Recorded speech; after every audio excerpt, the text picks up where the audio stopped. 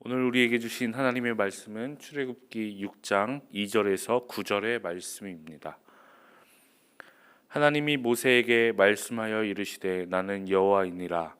내가 아브라함과 이삭과 야곱에게 전능의 하나님으로 나타났으나 나의 이름을 여호와로는 그들에게 알리지 아니하였고 가나안 땅 곧 그들이 거류하는 땅을 그들에게 주기로 그들과 언약하였더니 이제 애굽 사람이 종으로 삼은 이스라엘 자손의 신음소리를 내가 듣고 나의 언약을 기억하노라.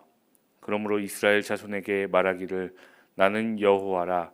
내가 애굽 사람의 무거운 짐 밑에서 너희를 빼내며 그들의 노역에서 너희를 건지며 편팔과 여러 큰 심판들로서 너희를 속량하여 너희를 내 백성으로 삼고 나는 너희의 하나님이 되리니 나는 애굽 사람의 무거운 짐 밑에서 너희를 빼낸 너희의 하나님 여호와인 줄 너희가 알지라. 내가 아브라함과 이삭과 야곱에게 주기로 맹세한 땅으로 너희를 인도하고 그 땅을 너희에게 주어 기업을 삼게 하리라.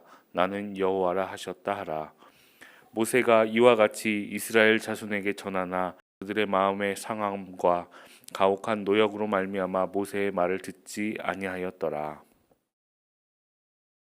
지난 주일부터 저희는 출애굽기의 말씀을 읽고 있습니다. 출애굽기는 제목 그대로 이스라엘 백성이 이집트 땅을 벗어나는 일련의 과정을 우리에게 보여주는 책입니다.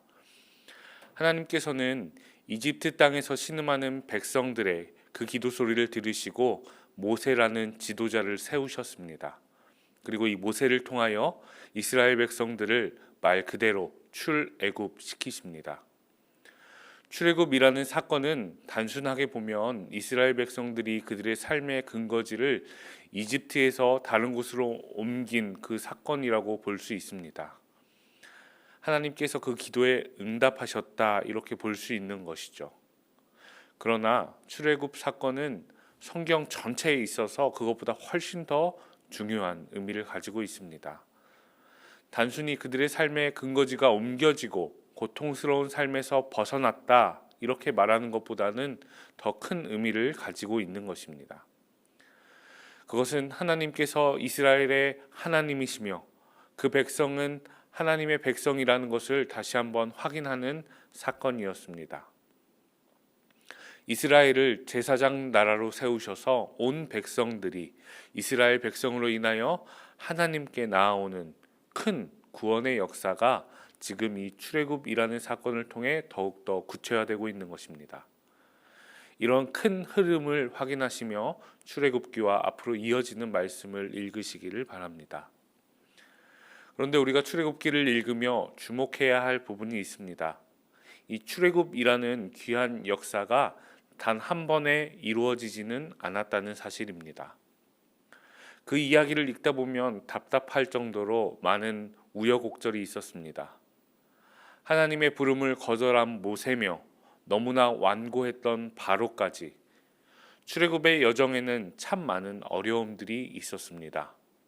오늘 본문에도 출애굽 과정 중에 겪었던 어려움을 확인할 수 있습니다.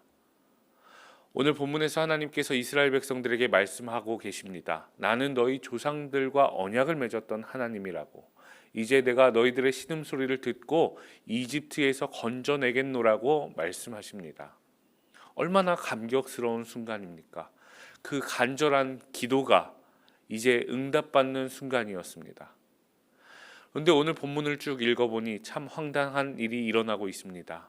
그것은 하나님께 부르짖었던 이스라엘 백성들이 하나님의 말을 듣지 않고 있었던 것입니다. 9절의 말씀입니다.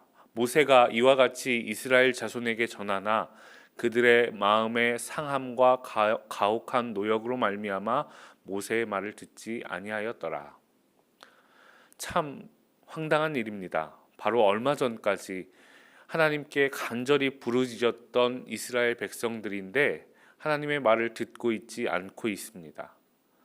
성경은 이 일이 그 백성의 마음이 상했기 때문이라고, 노역이 가혹했기 때문이라고 설명합니다. 앞선 5장의 말씀을 읽어보니 바로가 이스라엘 백성들의 노역을 더 무겁게 했던 것을 확인할 수 있습니다. 이것은 이스라엘 백성들로 하나님을 예배하라 하는 모세의 요청에 대한 바로의 반응이었습니다. 이 백성이 살만하니까, 일이 할만하니까 이제 이런 말을 하는구나 생각했던 것입니다. 5장 9절의 말씀입니다. 그 사람의 노동을 무겁게 함으로 수고롭게 하여 그들로 거짓말을 듣지 않게 하라. 바로의 전략은 적중했습니다. 그들이 부르짖었던 하나님께서 말씀하시는데 듣지 아니했던 것입니다. 저는 오늘 말씀 가운데 9절을 주목합니다. 특별히 마음이 상해서 가혹한 노역 때문에 하나님의 말을 듣지 않았다는 그 표현을 주목합니다. 하나님께 부르짖기만 하였지 하나님의 말씀을 듣지 못했던 이스라엘 백성들의 모습 속에서 오늘날 그리스도인들의 모습을 보기 때문입니다. 우리는 바쁨이 미덕이 된 삶을 살아가고 있습니다. 바쁘게 살아가는 사람은 잘 살아가는 사람이고, 그렇지 못한 사람은 뭔가 잘못하고 있는 것처럼 여겨지는 삶을 살아갑니다. 우리가 어디로 가고 있는지 살필 시간도 없이 쫓기듯 그렇게 살아갑니다. 그런 삶을 열정이라는 그런 이름으로 포장하며 스스로를 채찍질합니다. 그러는 가운데 우리의 마음은 상하고 지쳐갑니다. 시간이 지날수록 마음속에 채워지지 않는 공허함이 커져만 갑니다. 세계보건기구는 인류에게 가장 큰 부담을 초래하는 10대 질환 중 우울증을 3위로 보고한 바 있습니다. 2030년이 되면 인류에게 가장 큰 부담을 주는 병이 될 것이다, 이렇게 얘기하고 있죠. 실제로 많은 사람들이 이 우울증으로 인해 고생하고 있고 우울증에 대한 진료비가 증가하고 있습니다. 여러분, 참 이상하지 않습니까? 우리는 참 열심히 살아가는데 결국 우리 스스로를 갉아먹고 있는 것입니다. 그런데 그런 삶의 결과가 우울증에 그치지 않고 하나님과의 관계까지 어렵게 만듭니다. 오늘 말씀에서 보는 것처럼 하나님의 말씀을 듣지 못하게 만듭니다. 오늘을 살아가는 우리의 삶은 어떻습니까? 이 땅에서 그저 바쁘게 살아가는 것이 아니라 하나님의 백성으로서의 삶을 잘 감당해 가고 있습니까? 오늘 말씀을 통해 하나님께서 이스라엘 백성에게 얘기하고 있는 것이 무엇입니까? 7절의 말씀입니다. 너희를 내 백성으로 삼고 나는 너희의 하나님이 되리니 나는 애굽 사람의 무거운 짐 밑에서 너희를 빼낸 너희의 하나님 여호와인 줄 너희가 알지라. 하나님은 다른 것이 아니라 이스라엘 백성들의 정체성에 대해서 이야기하고 있습니다. 나는 너희 하나님이다. 아브라함과 이삭과 야곱의 하나님이 바로 나다. 내가 그들과 맺은 언약을 기억하여 너희에게 왔으니 내가 너희의 하나님인 줄 알라. 이제 너희는 나의 백성이 되어라 말씀하고 계신 것입니다.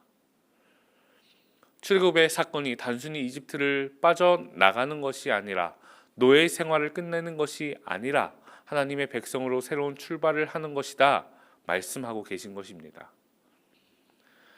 하나님은 오늘도 우리가 하나님의 백성으로 이 땅에서 살아가길 원하십니다. 하나님의 음성을 듣고 하나님을 예배하는 것을 최우선으로 하는 하나님의 백성으로 살기를 원하십니다. 이제 내 어깨에 무거운 짐을 내려놓고 나의 백성이 되어라 말씀하고 계신 것입니다. 그런데 많은 그리스도인들이 과거 이스라엘 백성들처럼 하나님의 음성을 듣지 못하는 것 같습니다. 우리는 어떻습니까? 오늘도 우리를 하나님의 백성으로 부르시는 그 하나님의 음성을 구석에 던져놓은 핸드폰처럼 그렇게 대하고 있지는 않습니까? 사랑하는 성도 여러분, 오늘 하루가 하나님의 음성에 귀 기울이시는 하루가 되기를 간절히 소망합니다. 마음의 상함과 가혹한 노역으로 말미암아 오늘도 우리를 부르시는 그 음성을 놓치지 않는 하루가 되기를 원합니다. 함께 기도하겠습니다. 사랑의 주님, 감사드립니다. 오늘도 우리에게 귀한 말씀 허락하여 주셔서 이 말씀을 붙들고 살게 하시니 감사합니다. 시간이 지날수록 저희들의 삶은 분주해 가지만 마음 한구석에 메워지지 않는 허전함을 동시에 느끼고 살고 있습니다. 과거 하나님께 부르짖었지만 마음의 상함과 분주함으로 인하여 하나님의 음성을 듣지 못한 이스라엘 백성과 같이 우리 또한 바쁘게 살아가지만 하나님의 음성을 놓치고 살아가는 것이 아닌지 되돌아봅니다. 오늘 하루 이 말씀에 의지하며 하나님 말씀에 더 귀 기울이고자 하오니 이 하루를 통하여 하나님이 하나님 되심을, 우리가 하나님 백성임을 다시 한번 확인하는 하루가 되게 하여 주옵소서. 이제는 우리 주 예수 그리스도의 은혜와 하나님의 크신 사랑하심과 성령의 교통하심이 오늘도 주신 말씀 붙들고 하나님의 음성에 귀 기울이고자 결단하는 능곡교회 모든 성도님들 머리 위에 지금부터 영원까지 함께 하시길 간절히 축원하옵나이다. 아멘.